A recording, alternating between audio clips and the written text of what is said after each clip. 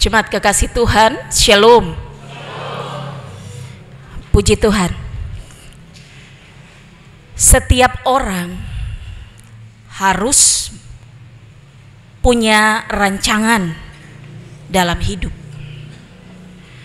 Sebab rancangan itu yang akan mengarahkan hidup kita untuk lebih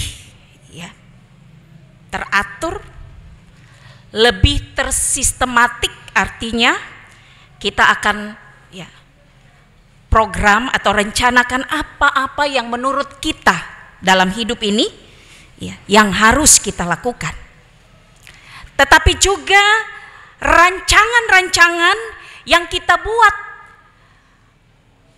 akan membuat hidup kita lebih terarah. Namun yang perlu menjadi tanda ingat bagi kita adalah setiap rancangan atau rencana yang kita buat dalam hidup ini tidak semua akan berjalan sesuai dengan apa yang menjadi keinginan kita. Tidak semua rancangan kita harus menurut kita mesti berhasil, mesti sukses, dan lain sebagainya. Kenapa? Hal yang pertama bahwa kita punya keterbatasan dalam banyak hal. Yang kedua, saudara, Allah Dia punya rancangan bebas bagi kita. Jika Dia restui, jika Dia perkenankan rancangan-rancangan dalam hidup kita itu boleh tergenapi, maka jadilah. Tapi kalau belum, maka kita harus terima itu. Firman Tuhan yang lain Dia katakan bahwa banyaklah rancangan di hati kita manusia, tapi keputusan Tuhan yang terlaksana. Artinya apa? Silakan,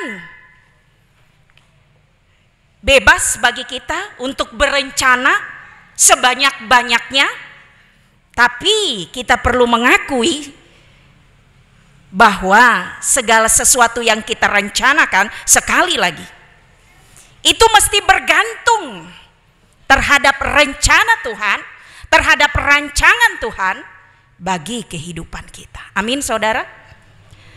Namun lain halnya dengan rancangan Allah dalam kehidupan kita.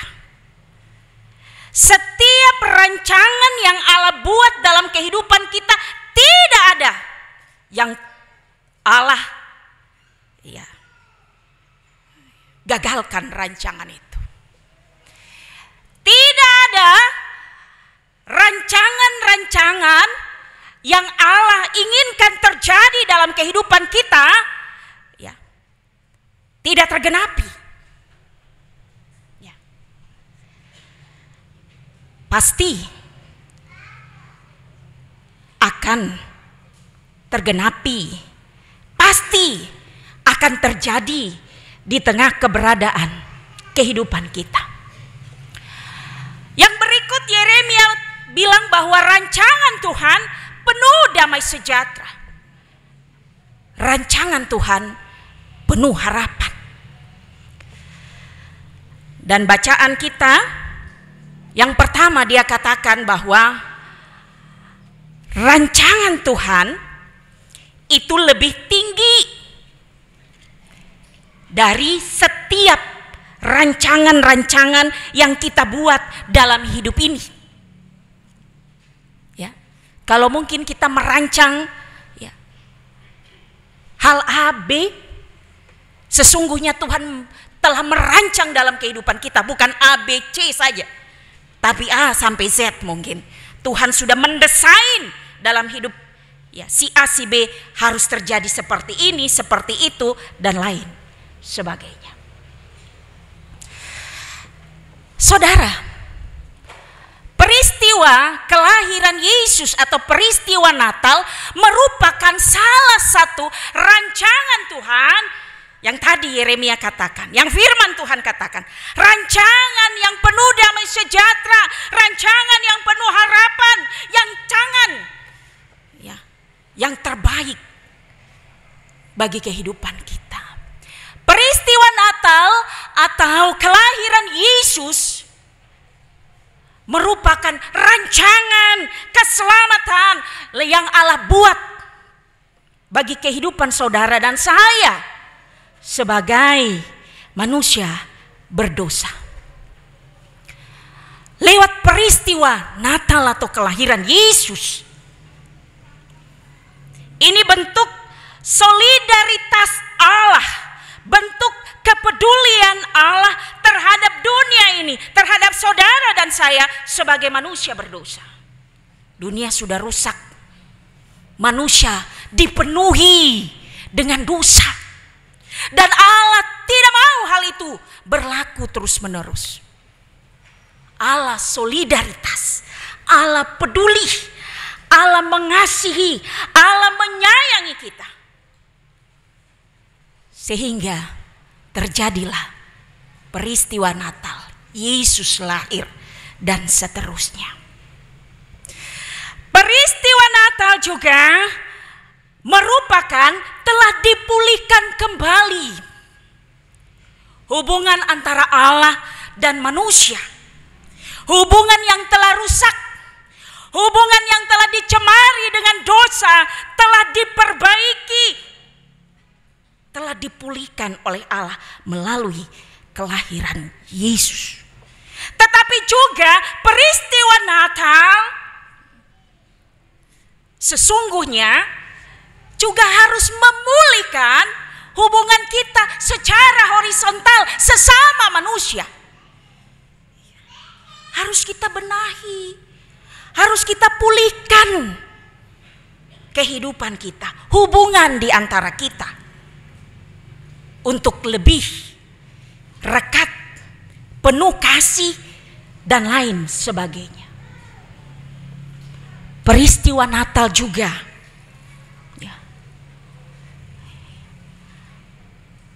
membuat kita untuk dapat memiliki sebuah pengharapan yang luar biasa. Saudara, sebelum kelahiran Yesus,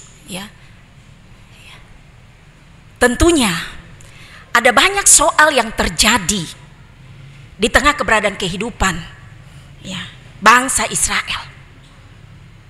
Dari hal politik, agama, ekonomi, dan lain sebagainya. Umat atau bangsa Israel ada di dalam keterpurukan hidup, sehingga mereka membutuhkan orang yang bisa memulihkan kehidupan mereka. Dan para nabi menubuatkan bahwa kelak akan datangnya Sang Mesias, Sang Juru Selamat. Dan hal itu tergenapi lewat peristiwa Natal. Pengharapan kita akan dipulihkan keadaan kita, kondisi hidup kita tergenapi lewat kelahiran Yesus, karena kita percaya di dalam Yesus dan melalui kuasa Yesus. Ada banyak hal yang boleh kita dapati. Saudaraku yang terkasih, lewat teks bacaan kita saat ini, saudara, peristiwa Natal atau kelahiran Yesus itu disampaikan oleh para Majus, orang-orang yang bukan berasal dari kalangan Yahudi, tapi dipakai oleh Allah untuk menyampaikan berita sukacita, berita Natal, kelahiran Yesus. Dari ini mau mencatat kepada kita bahwa ketika Allah menghendaki rancangannya berhasil di tengah keberadaan kehidupan saudara dan saya, Allah bisa memakai siapa saja yang menurut pandangan Allah bisa dijadikan sebagai alat dalam tangannya. Entah siapa dia, Allah tidak pernah memandang dari mana latar belakang orang tersebut. Saudaraku yang terkasih dalam Tuhan Yesus, orang-orang Majus lewat bintang timur yang menjadi penunjuk arah atau penunjuk jalan sehingga mereka boleh melihat akan Yesus. Dan ketika mereka melihat keberadaan Yesus, mereka menjumpai Yesus. Apa yang menjadi respon orang Majus itu, saudara? Ada 3 hal lewat bacaan firman Tuhan kita. Yang pertama, ada sukacita yang luar biasa. Ketika katakanlah mereka yang dalam tanda kutip tidak layak diberikan kelayakan untuk menjumpai sang bayi malaf itu. Yang kedua, saudara, ketika mereka jumpa dengan Yesus, ya, ketika mereka jumpai sang juru selamat, mereka kemudian menyembah. Bukan hanya bersukacita, bukan hanya mereka menyembah Yesus, tetapi juga yang ketiga adalah mereka mempersembahkan yang terbaik dari apa yang mereka miliki dalam hidup mereka. Dikatakan emas, kemenyan, dan mur, benda-benda yang luar biasa, yang tiada tara nilainya, mereka berikan kepada Yesus. Ya, artinya apa? Sebuah penghargaan yang luar biasa. Ketika mereka telah diberi ruang untuk bisa jumpa dengan Yesus. Saudara, pertanyaannya bagaimana dengan kita? Apakah kita juga melakukan hal yang sama? Ketika kita memperingati, direstui untuk memperingati dan juga merayakan akan kelahiran sang juru selamat kita, apakah kita juga berbuat hal yang sama seperti orang Majus tadi? Bersukacita dengan luar biasa, menyembah kepada Yesus, tapi juga mempersembahkan yang terbaik. Saudara, kalau sukacita, saya pikir ini hal yang sudah kita lakukan. Ya, menyambut Natal Kristus, luapan sukacita kita itu tak terhingga. Ya, dari kita mulai menghias kita punya rumah, menyiapkan segala sesuatunya supaya jamu orang-orang ketika mereka berkunjung ke rumah, dan banyak hal yang kita siapkan. Ketika kita bilang menyembah, kita juga sudah menyembah. Tetapi yang persoalannya dalam proses penyembahan ini, kadang-kadang kita lihat momen dan mood kita. Kalau hari tanggal 24 malam, luar biasa, ya, momen untuk kita merayakan, mempersiapkan diri merayakan hari Natal. Gedung gereja tidak nampung.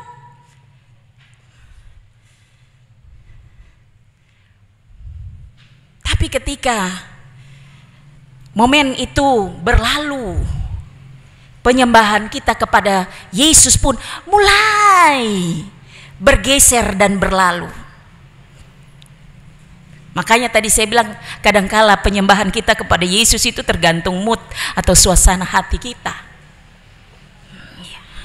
Kadang-kadang dalam ibadah-ibadah yang telah kita sepakati bersama, katakanlah sektor atau wadah-wadah kategorial, ya, kita tahu ini jadwal. Ya, kalau kita terlalu sibuk di luar sana, kita bilang nanti kong sudah. Masih ada minggu depan, masih ada bulan depan, dan lain sebagainya. Penyembahan kita kepada Allah, ya, tidak secara full dan total kita lakukan. Saudara, orang Majus, mereka bersukacita, mereka menyembah, tapi juga mempersembahkan yang terbaik kepada Tuhan Yesus. Ini bentuk pembaharuan diri mereka, karena Karena apa? Karena merasa bersyukur ya atas kelahiran dan perjumpaan mereka dengan Yesus Kristus. Ya. Ini saudara dan saya sudah diselamatkan. Mestinya gelora, sukacita, luapan untuk terus menyembah itu mesti dan harus tetap ada di tengah keberadaan hidup kita. Tidak melihat mood kita, tidak melihat situasi dan kondisi hidup kita. Tetapi mestinya hal itu terus dan menerus kita lakukan dalam hidup kita. Apalagi di dalam kita mempersembahkan segala sesuatunya yang ada pada diri kita untuk Tuhan. Mestinya ini yang luar biasa. Kadang-kadang kalau kita mau persembahkan sesuatu untuk Tuhan, ya ini lebih banyak pikir-pikir. Ya, kadang-kadang ya bukan hanya soal materi ya, saya tidak terlalu fokus kepada itu.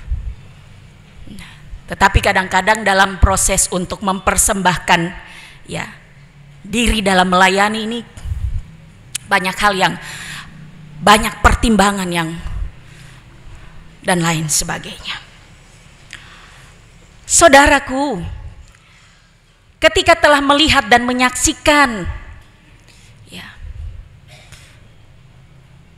Yesus Kristus yang telah lahir, ayat 12 menyatakan ini yang jadi ya fokus pemberitaan perayaan Natal di seluruh dunia. Di mana, saudara, ya, dikatakan firman Tuhan, karena diperingatkan dalam mimpi supaya jangan kembali kepada Herodes, maka pulanglah mereka ke negerinya melalui jalan lain. Orang-orang Majus kembali ke negeri mereka melalui jalan lain.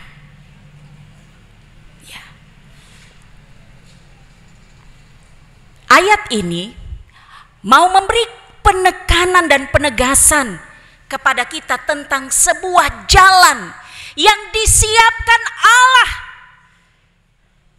untuk orang-orang Majus kembali ya, ke negeri mereka pasca mereka melihat akan kelahiran Yesus. Kendatipun jalan yang mereka tempuh katakanlah panjang, katakanlah sulit, tetapi menurut Allah itu jalan yang terbaik yang memang harus ditempuh oleh orang-orang Majus. Sebab ketika mereka kembali pada jalan yang awal, mereka akan jumpa dengan Herodes dan itu bahaya.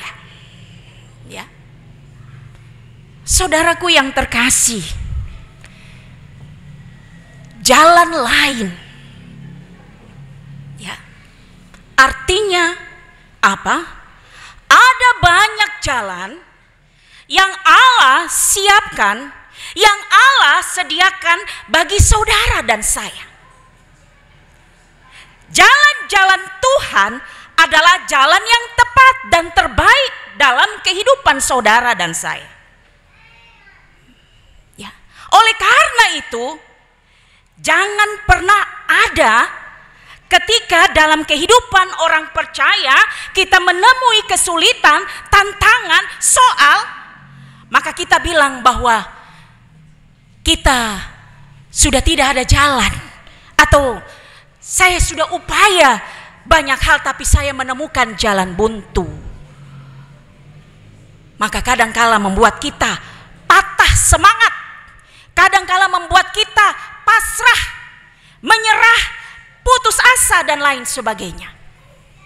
Saudara, bagian firman Tuhan saat ini memberi keyakinan ya, ketika Allah izinkan satu soal bagi kita, ada 1001 jalan keluar yang Allah persiapkan, yang Allah siap berikan bagi saudara dan saya. Amin saudara.